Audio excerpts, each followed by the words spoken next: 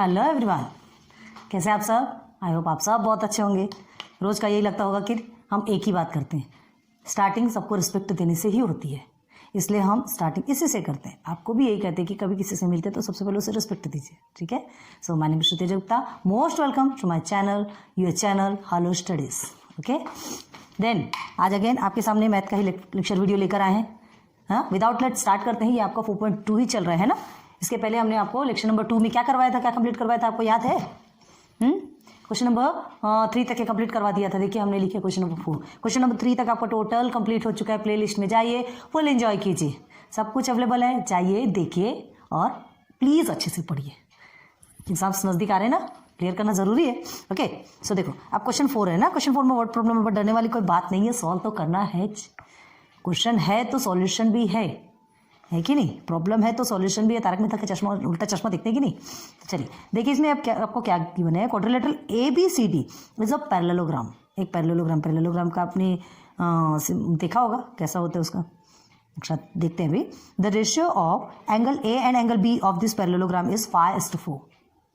ठीक है, मतलब रेशियो गिवन है आपको 5:4 के फॉर्म में आपको रेशियो गिवन है। किसका? Angle A and angle B का। Find the measure of angle B, सिर्फ एंगल B का मेजर फाइंड करने का आ गया है। A का भी निकाल सकते, लेकिन हमको B का बोला क्योंकि जबरदस्ती मेहनत करना। ठीक है, तो देखो A का वैल्यू फर्स्ट है तो 5 है, एंड B का वैल्यू, B सेकेंड है तो B का वैल्यू आपका 4 होगा, रिस्पेक्टिवली याद रखिएगा। ठीक है, तो आपको कॉमन मल्टीपल क्या लेंगे आप?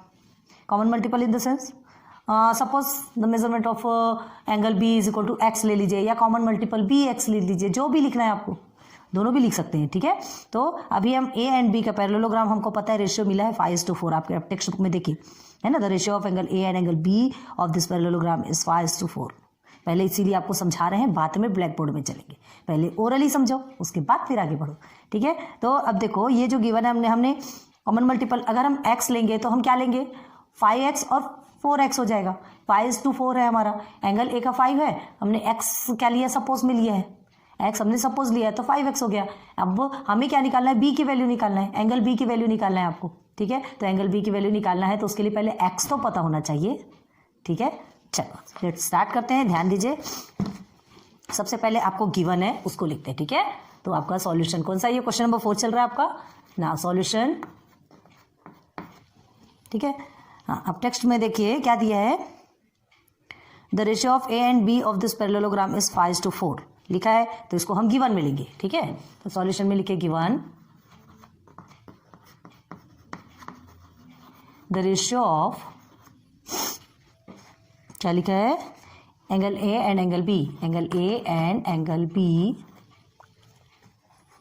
Of this parallelogram. अब एक पैरेललोग्राम क्या है, दिक्कत पैरेललोग्राम देखो ये इस तरह से कुछ होता है ना, देखा है आपने पढ़ा भी है पैरेललोग्राम, थोड़ा बनाने की कोशिश कर रहे हैं, ऐसा ही रहता है। ठीक है, समझ लो ये A है, B, C एंड D। अब आपको देखो क्या बोला, पहले ध्यान दो, आप उससे क्या पूछा है? एंगल A एंड B, तो ये दोनों भी आपको देखो, एक तो एडजेसेंट तो मिल ही रहा है आपको।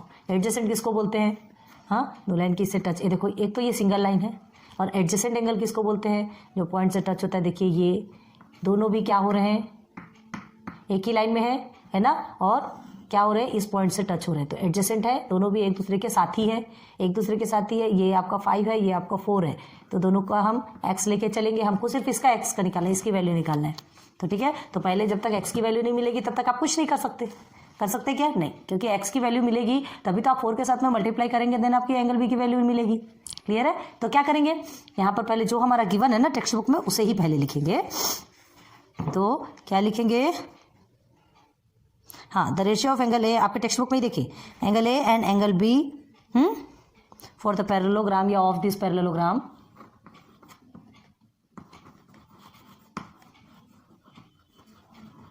पैरेललोग्राम, ठीक है, या तो सीधे पैरेललोग्राम ऐसे भी लिखा जाता है, इसे ज़्यादा बड़ा ना करके ऐसा भी लिखा जाता है। तो अब दिस पैरेललोग्राम इज क्या है, कितना है? 5:4, 5:4। ठीक है, ये हमें गिवन है। अब हमें क्या लिखना है? Let the common multiple B, late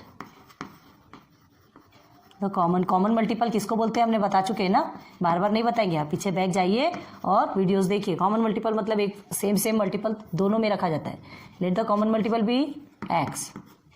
okay, therefore अब जो हमको वैल्यू मिली है angle A is equal to कितना मिला आपको, हाँ आपको 5/4 है तो 5 आपका ये है, तो angle A is equal to क्या हो गया, एक्स हो गया। ठीक है, अब एंगल ये मेजरमेंट ऑफ एंगल, ठीक है, and measurement of angle B is equal to कितना हो गया, ओ एक्स हो गया। हो गया क्लियर। अब देखिए दोनों भी क्या है, देखिए ये दोनों पैरेललोग्राम है और एडजेसेंट एंगल है, दोनों एक दूसरे के पड़ोसी है, मतलब इसकी वैल्यू कितनी होगी, सप्लीमेंट्री है। ये सप्लीमेंट्री की वैल्यू कितनी होती है, 180 डिग्री, ये आपको पता होना चाहिए। ठीक है, angle A and angle B का साइड देखो क्या है, दोनों भी का भी साइड एक है, दोनों भी एक ही साइड है, देखो ये इस साइड में है और दोनों भी एडजेसेंट एंगल है, तो adjacent angle are supplementary in parallelogram. तो सप्लीमेंट्री है मतलब 180 डिग्री है। क्लियर हो गया, तो लिखेंगे यहाँ पे नाउ, ये पूरा क्लियर करना है, adjacent angle of a parallelogram. अब देखो पैरेललोग्राम को हम ऐसे लिख रहे हैं, पैरेललोग्राम अब इतना बड़ा नहीं लिख रहे, आप लगे तो पूरा लिख सकते हैं। ठीक है, adjacent angle of a parallelogram are supplementary, supplementary. Clear हो गया। तो सप्लीमेंट्री है मतलब क्या होगा, 180 डिग्री है, तो आप क्या करेंगे, देयरफॉर 5x, सॉरी मेजरमेंट पहले लिखते हैं, measurement of angle A plus measurement of angle B is equal to 180 degree होगा। ये दोनों का प्लस करेंगे तो 180 डिग्री होगा ना। टोटल कितना होता है, 360 होता है, 90 90 90 90। ठीक है, 360 होता है तो उसका 180 डिग्री हो गया, दोनों को प्लस करोगे तो अब ये दोनों की वैल्यू लिख दीजिए। एंगल ए की वैल्यू क्या थी आपकी 5x, तो 5x प्लस एंगल बी की 4x, तो यहाँ पे हो गया 4x is equal to 180। 5 and 4 कितना होता है 9x is equal to again 180। ठीक है, ये डिग्री लिखते हैं हमने। अब x की वैल्यू निकालना है ना, तो 180 अपॉन 90, 9 2 18 होता है, तो आ गया आपका 20। कट करना हो कट करो, नहीं करना हो तो डायरेक्ट भी आप समझ सकते हो। ठीक है, आगे x इज इक्वल टू क्या निकला, x की वैल्यू आपकी क्या निकली 20। यहाँ तक कि आपको बहुत अच्छे से समझ में आया होगा, x की वैल्यू 20 निकल गई। मेन पार्ट इसमें क्या है पता है क्या, ये adjacent angle of a parallelogram is 180, supplementary means 180 degree, इस चीज़ को हमेशा ध्यान रखो। ठीक है, वो रहेगा तभी आप ये कर सकते हैं। क्लियर हो गया, नहीं तो आपने फिर कैसे समझ में आएगा, ये चीज़ को तो आपको पता रखना ही पड़ेगा ना, पता ही रखना पड़ेगा। एडजेसेंट एंगल है मतलब ये सप्लीमेंट्री है, मतलब ये क्या है 180 डिग्री है। क्लियर, तो x की वैल्यू आपको 20 मिल गई। अब हमको क्या निकालना, मेजरमेंट ऑफ ओनली b पूछा है आपसे। ठीक है, तो therefore measurement of angle b is equal to हमारा क्या निकला था 4x था, है ना। x की वैल्यू मिल गई, x की वैल्यू 20 डिग्री निकली है। क्या निकालेंगे, 2 4 8, ये निकल गया। क्या निकला आपका, क्या निकला एंगल b की वैल्यू 80 डिग्री, बस। देयरफॉर आंसर में क्या लिखोगे, the measurement of angle b is 80 degree. ठीक है, 80 डिग्री डायरेक्ट इसमें लिख लीजिए, दिस इज योर आंसर। हो गया क्लियर, फर्स्ट क्वेश्चन कंप्लीट, जल्दी से लिखिए। हो गया, देन सेकंड में चलेंगे। थोड़े बड़े बड़े क्वेश्चन है, संभल के कीजिए, अच्छे से कीजिए। ठीक है, now question number 5, question number 4 clear हो गया। क्वेश्चन नंबर 4 में सॉरी क्वेश्चन नंबर 4 में ही 2 क्वेश्चन है ना। ये क्वेश्चन नंबर 4 का फर्स्ट करवाया था ना हमने, क्वेश्चन नंबर 4 का ही सेकंड है अभी। चलो क्वेश्चन नंबर 4 के सेकंड देखिए, the ratio of present ages of Albert and Salim is 5:9। देखो अल्बर्ट और सलीम के एज का जो है रेशियो, प्रेजेंट एज का जो रेशियो है वो 5:9 मिला है। ठीक है, and 5 years hence ratio of their edges will be 3:5। 5 years hence, यहाँ पे hence आया, 5 years hence मतलब 5 years के बाद। ठीक है, hence मतलब यहाँ पे बाद, तो उनके एजेस का रेशियो क्या हो जाएगा 3:5। Okay, find the present age, तो प्रेजेंट एज क्या है वो अपने को फाइंड करना है, उनका प्रेजेंट एज। हमको प्रेजेंट एज यहाँ पर क्या दिया है 5:9 के रेशियो में दिया है, और 5 years के बाद क्या हो जाएगा 3:5 के रेशियो में हो जाएगा। तो उनकी प्रेजेंट एज रियल में क्या है निकालना है, तो सबसे पहले हमको कॉमन मल्टीपल लेना ही पड़ेगा, या तो उनकी प्रेजेंट एज भी x लेना पड़ेगा। ठीक है, और 5:9 के साथ में क्या करेंगे, 5 के साथ में 5x और 9 के साथ 9x लेके चलते हैं। ठीक है, 5 years बाद 5 years बोला है, ध्यान रखो। तो क्या करेंगे यहाँ पे, सबसे पहले तो गिवन लिखेंगे। गिवन में आपको दिया है ratio of percentage of Albert and Salim is 5:9, जो गिवन है उसको पहले लिखेंगे। ठीक है, तो क्या लिखेंगे आप, गिवन क्या लिखा है जो एज इट इज लिख दीजिए, the ratio of present ages the ratio of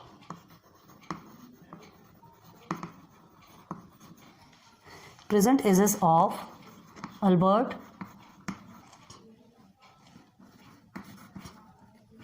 and Salim be कितना है 5:9, दोनों का रेशियो यही गिवन है।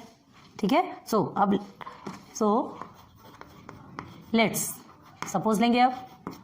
ठीक है, अब आप यहाँ पे क्या लिख सकते हैं, लेट्स देयर प्रेजेंट एजेस है ना, their present ages be x लिख लीजिए, या तो कॉमन मल्टीपल बी एक्स लिखिए, जो कुछ भी लिखना है। लेट्स देयर, दोनों भी लिख के बताते हैं, हमको यही तो फाइंड करना है ना। प्रेजेंट एजेस बी एक्स, ठीक, और क्या लिख सकते हैं, और ब्रैकेट में लिख देते हैं आपको जो भी लिखना हो। Let's common multiple be x, x दोनों भी सेम ही है। या तो ये लिखिए या तो ये लिखिए, दोनों भी सेम है, आपको एक्स वैल्यू लेना है। यहाँ तक कि समझ में आ गया, कुछ भी लिख सकते हो। अब हमको क्या मिला, एक्स मिला है, तो अब प्रेजेंटेज आप दोनों के निकालेंगे, आपको तो रेशियो मिला है 5 और 9, तो प्रेजेंटेज ऑफ किसका, अल्बर्ट, पहले अल्बर्ट का है तो ये अल्बर्ट का हो गया, इस बात में सलीम का है तो सलीम का हो गया। क्लियर है, तो लिखेंगे देयरफॉर प्रेजेंट एज ऑफ किसका, अल्बर्ट। ठीक है, present age of Albert is equal to कितना हो गया, 5x ईयर्स हो गया, and present age of Salim is equal to कितना होगा, 9x ईयर्स हो गया। दोनों का हो गया, दोनों भी समझ में आ रहा। आप देखो आपके टेक्स्ट बुक में देखो सेकंड लाइन, 5 years hence, 5 साल के बाद। ठीक है, ratio of their edges will be 3:5, 5 साल के बाद दोनों का क्या हो जाएगा, 3:5 हो जाएगा। तो 5 साल के बाद मतलब दोनों के साथ में प्लस करेंगे, 5 साल के बाद दोनों में 5 साल प्लस करेंगे। ठीक है, तो लिखिए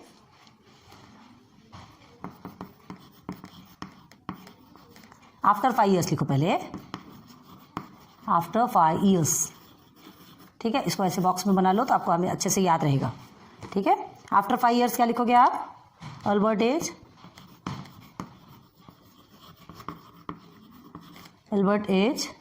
is equal to 5x plus 5 years। क्लियर है, एंड क्या नाम है, Salim age is equal to, अब दोनों के में 5 years जोड़ेंगे ना, ये 5x नहीं है, कितना है इसका, 9x है ना, ओके 9x प्लस 5 दोनों में भी ज्वाइन करना है, क्योंकि दोनों का 5 साल के बाद क्या बोला है, उसका रेशियो 3:5 होगा। यहाँ तक कि समझ आ गया। ठीक है, हमने पहले इसलिए रफ बताया था आपको, अच्छे से ध्यान दीजिए। आपका दोनों का क्या हुआ, दोनों के एजेस का 5x, पहले हमने प्रेजेंट एज भी x ले लिया, हमको तो नहीं पता। ठीक है, लेकिन रेशियो दिया था दोनों के साथ में, हमने x को क्या कर दिया, लिख दिया। क्यों, क्योंकि दोनों का 5 years, ये क्या बोलते हैं 5x ईयर्स, मतलब 5:9 है दोनों का भी रेशियो, 5:9। ये इसका ये मतलब नहीं कि उसका 5 साल है कि उसका 9 साल है, ऐसा नहीं, दोनों की जो भी एज होगी वो दोनों का एज रेशियो 5:9 है, ये ध्यान रखिए। तो इसका 5x हो गया, इसका 9x हो गया, ये क्या हो गया, दोनों की एज हो गई। ठीक, अब ये एज 5 साल के बाद कितनी होगी, तो इतनी होगी, प्लस करेंगे ना 5 साल के बाद।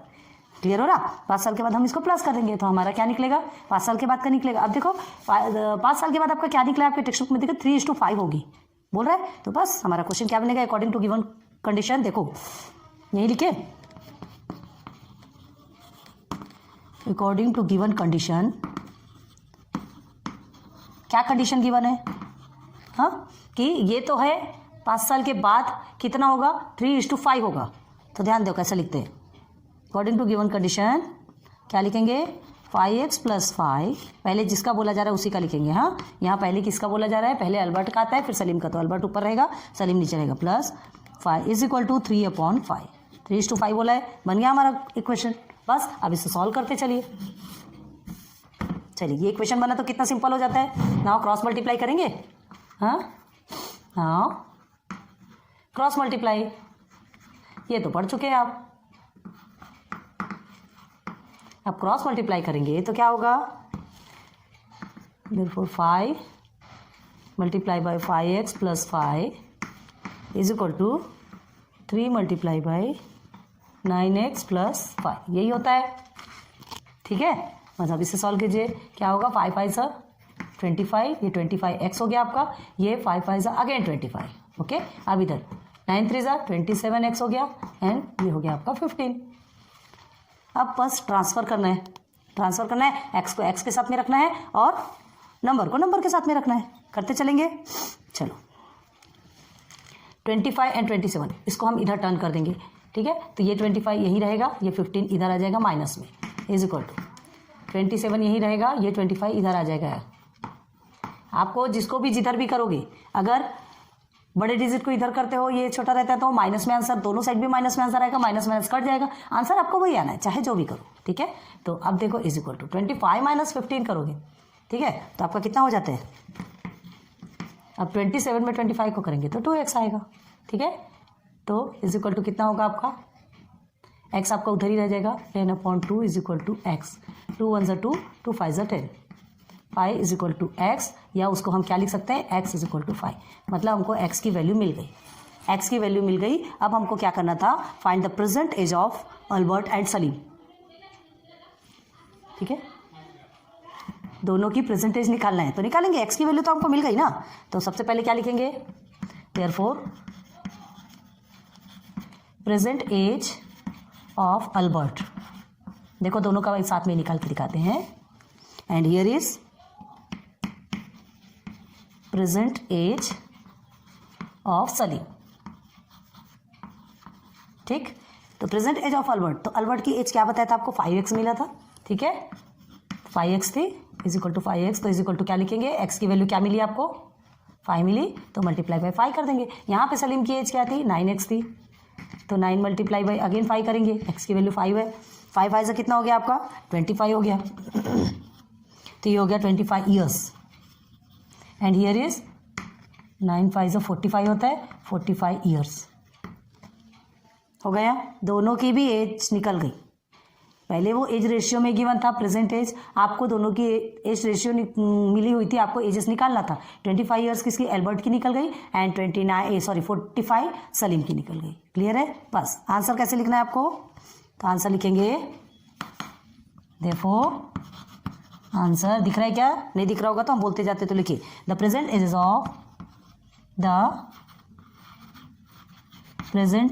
Of Albert and Salim. ठीक है, are 25 years and 45 years respectively. अगर आप दोनों भी अलग अलग लिख रहे हैं, एक मिनट बताते हैं, रेस्पेक्टिवली। ठीक है, VELY। ओके, तो देखो अगर आप क्या लिख रहे हैं, अल्बर्ट एंड सलीम एक साथ लिख रहे हैं, तो आप क्या लिखेंगे, दोनों की एजेस को भी एक साथ लिखेंगे, तो रेस्पेक्टिवली लिखना जरूरी है। पहले वाले के साथ में पहले का एज आएगा, जैसे अल्बर्ट का 25 ईयर्स है, तो अल्बर्ट पहले लिख रहे हो तो 25 ईयर्स भी पहले ही लिखोगे, नहीं तो सीधे सीधे लिखिए the present age of Albert is 25 years and Salim is 45 years, तो फिर कोई कंफ्यूजन नहीं रहेगा। क्लियर है, और अगर दोनों का ऐसे लिख रहे हैं, अल्बर्ट एंड सलीम एक साथ लिख रहे हैं, तो 25 एंड 45 ये भी आपको एक साथ सिस्टमेटिक लिखना पड़ेगा और रेस्पेक्टिवली लिखना पड़ेगा, समझ में आना चाहिए कि कौन सा किसका एज है। सो क्लियर हो गया। ठीक है, तो क्वेश्चन नंबर 4 का क्वेश्चन नंबर 2 भी आपका क्लियर हो गया है। ठीक है, क्वेश्चन नंबर 4 का 2 क्लियर हो गया, ध्यान दीजिए, जल्दी कीजिए। हो गया, आगे बढ़े। नाउ क्वेश्चन नंबर 3, थोड़ा स्पीड से करेंगे, समझ में आ रहा है ना आपको। क्वेश्चन नंबर 4 का क्वेश्चन नंबर 2 कंप्लीट हो चुका है, अब देखेंगे हम क्वेश्चन नंबर 3। ठीक है, क्वेश्चन नंबर 4 का क्वेश्चन नंबर 3 है। ठीक है, ये भी आपका वर्ड प्रॉब्लम है। ठीक है, इतने को पहले अच्छे से कर लीजिए, फिर अब चलिए देखते हैं question number 3। Sorry, lights off हो गई थी इसलिए हमें वीडियो स्टॉप करना पड़ा। अगेन फिर से चलते, देखिए क्वेश्चन नंबर 4 का क्वेश्चन 3 में आए। ठीक है, तो देखो आगे क्या दिया है, लाइट्स की प्रॉब्लम बहुत होती है। The ratio of length and breadth of rectangle is 3:1। ठीक है, 3:1 मतलब लेंथ आपका 3 है और 1 ब्रीथ है, ऐसा नहीं, रेशियो है 3:1। Find the length and breadth of the rectangle, आपको लेंथ एंड ब्रीथ निकालना है रेक्टेंगल का। ठीक है, हम क्या बोल रहे हैं बार बार ध्यान रखो, 3:1 है, इसका ये मतलब नहीं कि लेंथ 3 है और 1 ब्रेथ है, ये नहीं है, ये सिर्फ आपको रेशियो गिवन है। ये आपको सिर्फ रेशियो गिवन है, तो लेंथ को हम एल्स डिनोट कर लेते हैं, ब्रेथ को बी डिनोट करते हैं, ठीक है। तो सीधे सीधे क्या निकालेंगे, गिवन जो निकला है, पहले हमको क्या दिया है,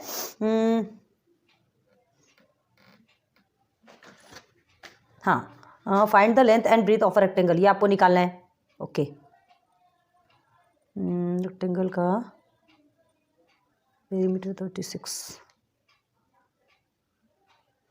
अच्छा, and its perimeter is 36 centimetre. Okay, perimeter 36 centimetre, तो पेरीमीटर का फॉर्मूला यूज़ होगा, ठीक है। यहाँ पे पेरीमीटर दिया है तो पेरीमीटर वाला फॉर्मूला यूज़ होगा, ठीक है। पेरीमीटर का फॉर्मूला तो आपको पता है, रेक्टेंगल का जो पेरीमीटर है उसका फॉर्मूला पता है कि नहीं है? हाँ, अभी इसके पहले ही आपने सॉल्व किया है, 2 × L + B। चलो नाउ गिवन क्या है, स्टार्ट करते हैं। तो गिवन से ही स्टार्ट होता है। क्या गिवन है, देखिए आपके टेक्स्ट बुक में ही है, the ratio of length and breadth of rectangle is 3:1। The ratio of length and breath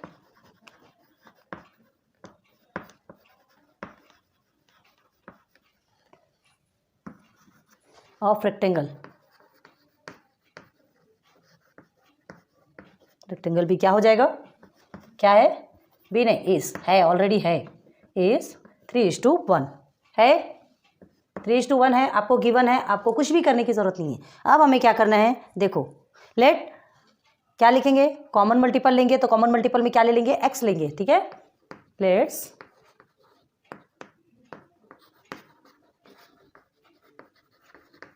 common multiple भी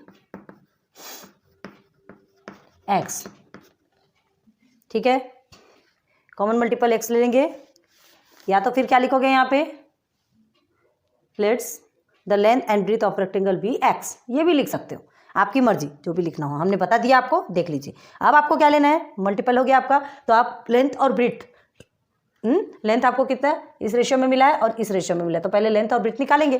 तो क्या लिखेंगे, therefore the length of the rectangle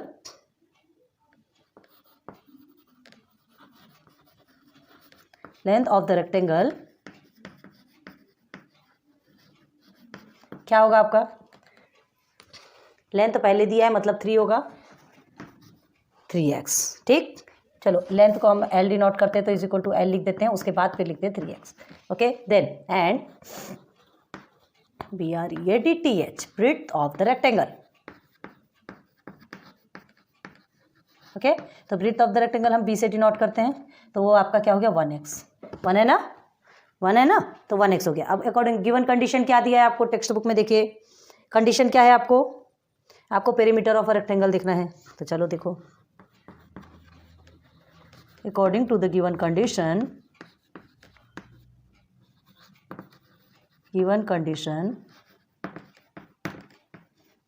ठीक है, क्या कंडीशन है, पेरीमीटर ऑफ रेक्टेंगल मिला हुआ है, PRI,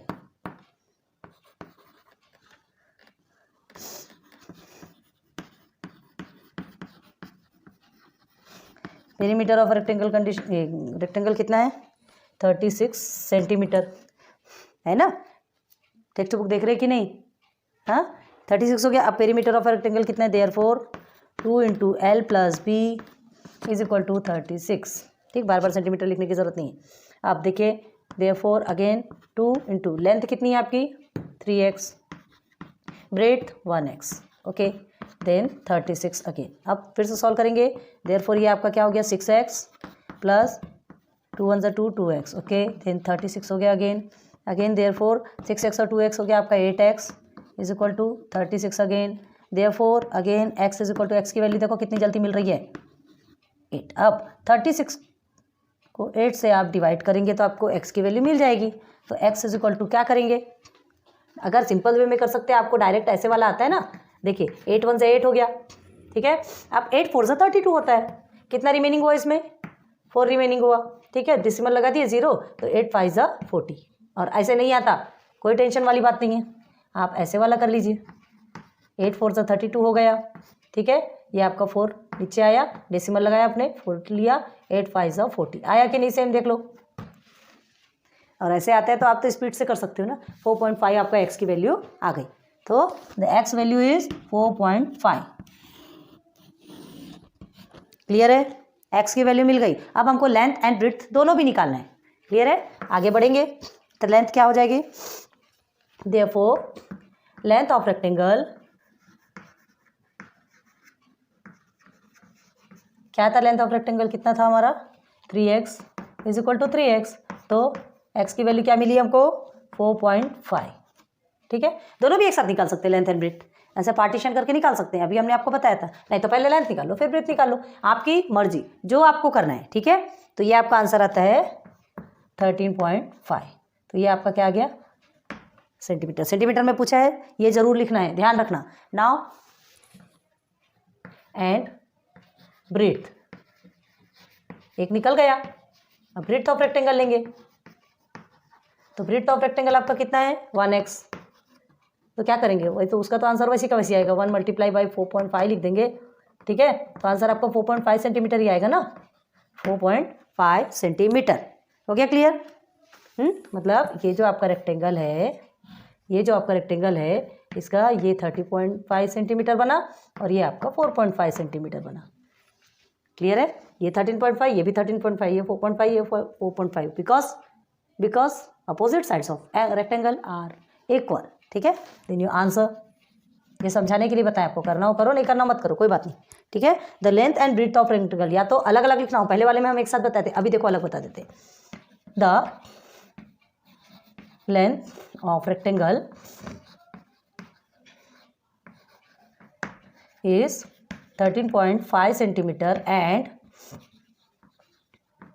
मतलब जो पहले आपको बताए थे एक साथ और अभी अलग बता रहे, तो आपको जैसा भी आंसर लिखना हो, आंसर दोनों भी सेम है। बस ये ध्यान रखो कि अगर लेंथ और ब्रेड्थ एक साथ लिखते हैं तो ये नंबर्स भी एक साथ ही एज इट इज लिखेंगे, पहले लेंथ लिखेंगे तो लेंथ का ही नंबर पहले लिखेंगे रेस्पेक्टिवली लिखना हो तो, नहीं तो डिस्टर्ब, और नहीं जमता हो तो ये ऐसे लिखो।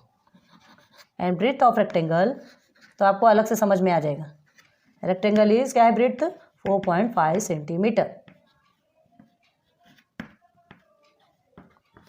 हो गया क्लियर? बस खत्म हो गया क्वेश्चन नंबर 3। क्वेश्चन नंबर 4 का क्वेश्चन नंबर 3 कंप्लीट। ठीक है, चलो करो जल्दी से। ठीक है, आगे बढ़े, स्क्रीनशॉट खींच लीजिए कीजिए, तो आपके लिए भी प्रॉब्लम नहीं होगी ना। क्वेश्चन नंबर 4 का अगेन क्वेश्चन नंबर 4 ही है, इजी लग रहा ना? इजी है, हार्ड नहीं है ना। चलिए क्वेश्चन नंबर 4 को देखिए क्या है। The ratio of two numbers is 31:23, okay, and their sum is 216. Find the numbers. दो नंबर की बात की जा रही है, पता नहीं हमें कौन से दो नंबर है, दो नंबर हैं, है ना। उसको अगर आप क्या करते हैं, वो जो दो नंबर है वो अगर दोनों को क्या करेंगे आप, प्लस करते हैं, तो वो दोनों का जो रेशियो है वो कितना आएगा आपको 216। दोनों का जो सम करेंगे दोनों नंबर को, ठीक है, तो आपको 216 आएगा। क्लियर है, तो हमको वो देखना है वो दोनों नंबर्स कौन कौन से। ठीक है, देन रेशियो गिवन है, नंबर के लिए कहा गया दोनों नंबर्स का सम आपको 216 मिलेगा, ये तो ठीक है। ठीक है, नंबर फाइंड करना है, अननोन नंबर को एक्स डिनोट कर सकते हैं, जो नंबर हमें नहीं मालूम उसे एक्स डिनोट कर लेंगे। ओके, तो देखिए फर्स्ट नंबर आपका क्या होगा 31x, उसको 31x कर लेंगे, तो क्या बन जाएगा 31x, ठीक है, प्लस 23x, ऐसे ही बनेगा, इज इक्वल टू 216, क्योंकि दोनों का सम करने के बाद ही तो आएगा ना। पहले ओरली बता रहे, ध्यान रखो। ठीक है, फर्स्ट में 31x बनेगा, सेकंड 23x बनेगा, दोनों को प्लस कर देंगे तो क्या आएगा आंसर 216। ये आना चाहिए हमको, आंसर ऑलरेडी गिवन है 216। अब हमको वो दो नंबर्स फाइंड करना है, वो दो नंबर हमको पता नहीं है। ठीक है, वो पता है लेकिन रेशियो के फॉर्म में पता है, हमको एग्जैक्ट नंबर चाहिए। ठीक है, तो क्या करेंगे, पहले गिवन क्या है वो लिखेंगे। क्वेश्चन नंबर 5 है ना, ये क्वेश्चन नंबर 4 है, क्वेश्चन नंबर 4 का ही 4 है। ठीक है, तो लिखे हो, पहले गिवन लिखेंगे। गिवन में क्या है, एज इट इज जो लिखा है उसको ही लिखेंगे। The ratio of two number is, the ratio of two number is, क्या है आपका, क्या दिया टेक्स्ट बुक में 31:23, यही गिवन है। Okay, let the numbers will be x. ठीक है, लेट, हमें नंबर नहीं पता, let the number will be x, हम उसे क्या ले लेंगे, सपोज कर लिए एक्स, हमें ऐसा हमने ये मान लिया कि वो जो दो नंबर है वो क्या है, एक्स है, ठीक है। तो देयरफॉर क्या होगा आपका, देयरफॉर फर्स्ट नंबर क्या होगा, first number is equal to first number आपका 31 ही है ना, हाँ 31 है तो 31x हो जाएगा। एंड सेकेंड नंबर क्या हो जाएगा, सेकेंड नंबर आपका 23 है तो 23x। क्लियर है, दोनों भी समझ में आ गया। अब देखो according to the given condition क्या है कि दोनों को प्लस करने पे आंसर कितना आना चाहिए, 216, ठीक है। तो लिखेंगे according to the given condition, बिल्कुल सफाई से लिखेंगे ना, according to the given condition. हाँ क्या दिया है, sum of two numbers is equal to कितना होगा, 216। अब टू नंबर्स कौन कौन से हैं, 31x plus 23x is equal to 216, ठीक है। अब दोनों को प्लस करेंगे तो 21 और 31 एंड 23 दोनों को प्लस करेंगे तो कितना आता है आपको, ये हो गया 4 और ये हो गया 5, 54x is equal to 216। Clear हो गया, ठीक है। अब देखो हमको x की वैल्यू कैसे मिलती है, यहाँ पर देयरफॉर लिखते जाइए, therefore x is equal to क्या हो जाएगा, इधर मल्टीप्लिकेशन पे है तो इधर डिवाइडेशन पे चला जाएगा 54, ठीक है।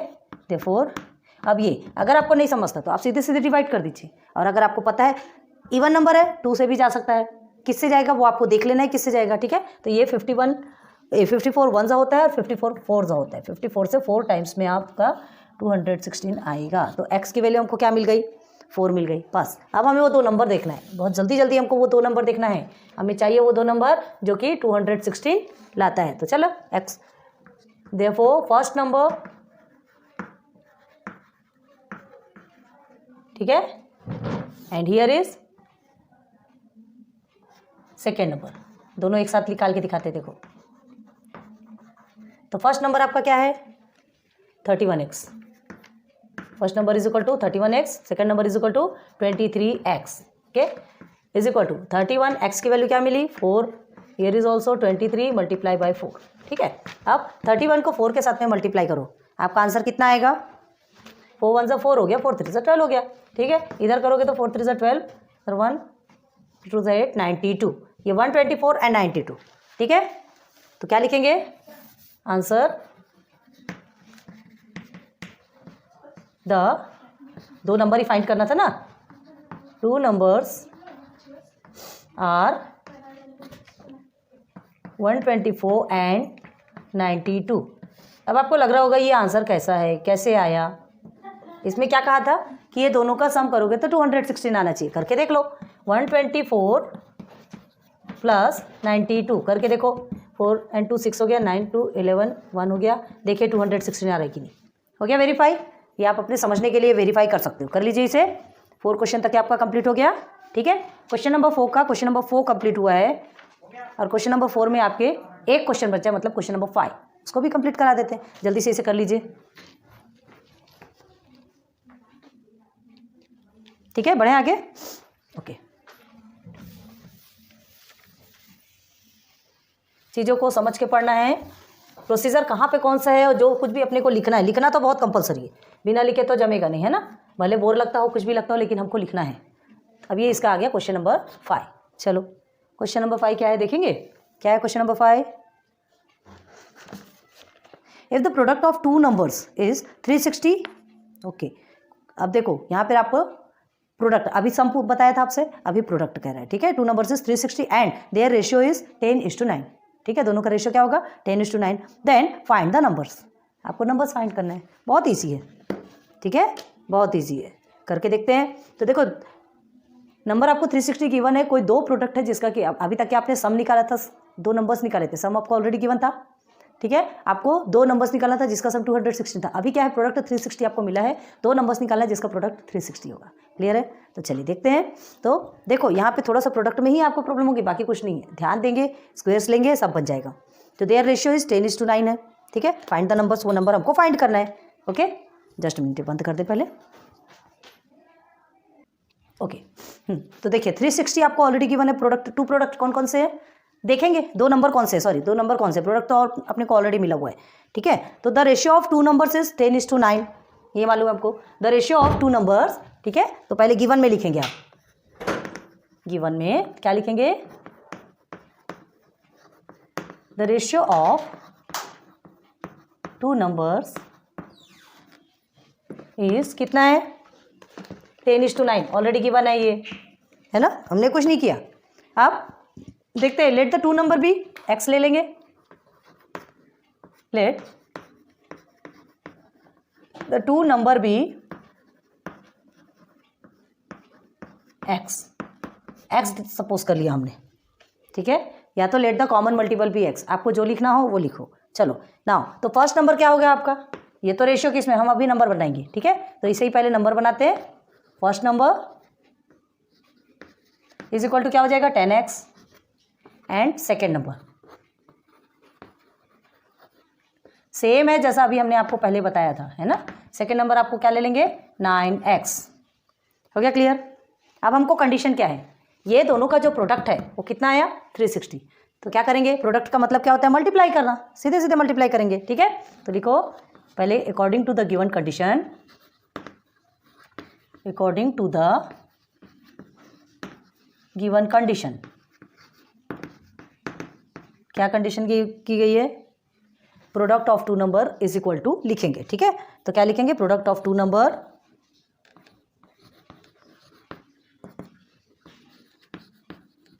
नंबर्स, ठीक है। Product of two numbers is equal to कितना आया था 360, टेक्स्ट बुक में ही गिवन है, हमने कुछ नहीं किया। अब ये प्रोडक्ट ऑफ टू नंबर्स कौन कौन से, 10x multiply by 9x is equal to 360, हो गया, हो गया, ठीक है। देयरफॉर में लिखेंगे। अब क्या करेंगे, 10 9 से कितना होता है, मल्टीप्लाई कर रहे हैं, ध्यान रखो। अब यहाँ पर ये जो x और x है, ये दोनों के जो पावर है वो क्या हो जाएंगे, प्लस हो जाएंगे, है ना। ये मल्टीप्लाई होगा लेकिन इसके पावर जो है, वेरिएबल्स के जो पावर है वो प्लस होते हैं। तो 10 9 से 90 होता है, ये तो 90 हो गया। अब x के दोनों में भी 1 1 पावर है, जहाँ कुछ नहीं है वहाँ 1 होता है कि नहीं, तो x स्क्वायर हो गया। अब क्या करेंगे 360, ओके। नाउ क्या करेंगे, एक्स स्क्वायर आपका यहीं रहेगा, ठीक है। 90 को हम इधर मल्टीप्लिकेशन में तो डिवाइडेशन में ले लेंगे, 0 0 आपका क्या हो गया, कट हो गया। X square is equal to क्या निकला आपका 9 1 9, 9 4 36, x square is equal to निकला 4। लेकिन हमको क्या चाहिए, यहाँ तो एक्स माना है हमने, हमको तो एक्स की वैल्यू चाहिए ना। एक्स की वैल्यू निकलेगी तब तो हमें दो प्रोडक्ट मिलेंगे, एक्स की वैल्यू निकलेगी तब हमें दो प्रोडक्ट मिलेंगे। तो ये जो एक्स स्क्वायर है हम क्या कर लेंगे, ये 4 का रूट, स्क्वायरिंग बोथ साइड्स, सीधे सीधे करेंगे, ठीक है। नाउ स्क्वायरिंग बोथ साइड्स, ठीक है। स्क्वायरिंग बोथ साइड्स करेंगे तो क्या होगा, देखिए under root of x square करेंगे, अंडर रूट ऑफ 4 करेंगे तो क्या हो जाएगा, इसका स्क्वायर तो कट जाएगा, सिर्फ एक्स बचेगा। अब अंडर रूट ऑफ 4 का मतलब क्या होता है 2, इसे कैसे लिखते हैं, देखिए यहाँ बताते हैं, देखिए देयरफॉर यहाँ हमने इज इक्वल टू कर लिया, ठीक है। तो आपने स्क्वायर रूट ऑफ, यहाँ दिख रहा है कि नहीं, चलो इसे ही ऊपर कर देते तो समझ में आएगा। ये ऐसा लिया हमने, ठीक है, और ये लिया, ऐसे ही लिया ना, अभी नीचे अभी को आपको समझ आ रहा है कि नहीं, इसलिए हम ऊपर ले रहे हैं। तब देखो क्या करना है, ये स्क्वायर के साथ में ये कट गया, मतलब सिर्फ एक्स बचा, ठीक। और इसे कैसा लिख सकते हैं, ये एक्स बचा आपका, इसे हम क्या लिख सकते हैं 2 × 2। अब ये पेयर बन गया, मतलब क्या होगा, वो स्क्वायर से बाहर निकल जाएगा, x इज इक्वल टू 2। ये आ गया हमारा x की वैल्यू, क्लियर है, x की वैल्यू आपकी आ गई। अब एक चीज़ को ध्यान देना है आपको, ये ध्यान देना है, ये जो रूट 4 है ना, ये किसका किसका रहता है स्क्वायर, -2 का भी रहता है और +2 का भी रहता है। क्या पता मालूम है कि नहीं, ये नहीं मालूम, तो हम क्या करेंगे, कंसिडर ओनली पॉजिटिव नंबर लेंगे, पॉजिटिव स्क्वायर रूट लेंगे, ठीक है। तो यहाँ पर लिखेगा considering only positive square root. Generally हमें ये पॉजिटिव ही लेना चाहिए। याद रखिए स्क्वायर रूट, ये रूट 4 जो रहता है किसका स्क्वायर, किसका रहता है इसका स्क्वायर रूट, -2 एंड +2, ठीक है। -2 और +2 दोनों का भी रहता है, तो लेकिन हमको जनरली पॉजिटिव लेना है, इसलिए हम आपको बार बार बता रहे, नहीं तो ये कन्फ्यूजन रहता है। बहुत सारे लोगों को शायद पता ही नहीं है ना, कि ये रूट 4 किसका रहता है, किसका स्क्वायर रूट है। आ गया समझ में। तो x इज इक्वल टू हमारा क्या निकल गया 2 निकल गया, हो गई, मिल गई x की वैल्यू। अब हमको क्या फाइंड करना है, 2 प्रोडक्ट, सीधे सीधे ये दोनों में मल्टीप्लाई कर देंगे, फर्स्ट नंबर और सेकंड नंबर में, हमारा आंसर निकल जाएगा। ठीक है, √4 का 2 स्क्वायर रूट होता है। आज आपको बहुत समझ में आई होगी, अगर आपको नहीं पता होगा तो आज समझ लीजिए, कोई बात नहीं। चलो ये 2 पार्ट में करके हम यही बताते हैं आपको। अब क्या लिखेंगे, फर्स्ट नंबर और सेकंड नंबर, ये फर्स्ट नंबर आपका है और ये सेकंड नंबर आपका है। ठीक है, तो therefore first number and here is therefore second number। Clear है, तो first number, therefore first number कौन सा है आपका, 10x, here is also 10x, therefore 10 multiply by x की वैल्यू क्या गिवन है आपको, 2 है। here is, ये सेकेंड वैल्यू 10 क्यों लिया हमने, सेकेंड वैल्यू 9x है, सॉरी, है ना, देखिए ये 9x है आपके, तो 9 मल्टीप्लाई बाई x की वैल्यू आपकी 2। here is 10 2 ज़ा 20, here is 9 2 ज़ा 18। हो गया क्या, समझ गए, दोनों के भी आंसर निकल गए। फर्स्ट नंबर आपका 20 आया, सेकंड नंबर आपका 18 आया। अब अगर आपको वेरीफाई करना है तो दोनों को मल्टीप्लाई करके देख लीजिए, 20 multiply by 18 is equal to आपका कितना आता है, कितना आता है, 360। आप करके देख लीजिए। अरे और क्या देखना है भाई, 18 2 ज़ा 36 होता है, ये तो आपको पता है, बस ये 0 ही तो लिखना है, 0 ही तो लिखना है। आ रही बात समझ में, चेक कर लो, तुमको चेक करना हो तो। तो क्या लिखोगे आंसर, डायरेक्ट लिखेंगे आंसर, द 2 numbers